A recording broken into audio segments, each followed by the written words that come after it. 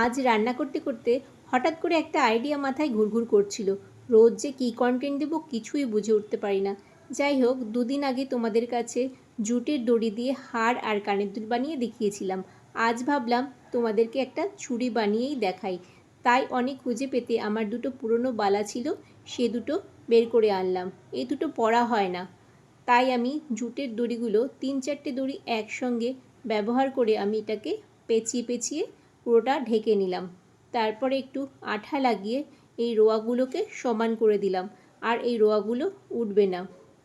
তারপরে আমি একে একে আঠা লাগিয়ে এখানে কড়ি দিয়ে এটাকে সাজিয়ে তুললাম। আর একটু লম্বা করে জুটের দড়ি আমি বার করে রেখেছি, এখানে কিছু কটন বলও আমি ভরে দেব। দেখো, আমি এখানে আঠা লাগিয়ে এখানে কটন বলগুলো একে একে ঢুকিয়ে দিলাম।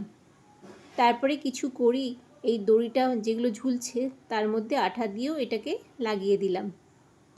দেখতে কেমন হচ্ছে জানি না, চুড়িটা শেষ করার পরে বুঝতে পারবো। আমার চুড়িটা শেষ হয়ে গেছে, এবার আমি তোমাদেরকে পরে দেখালাম।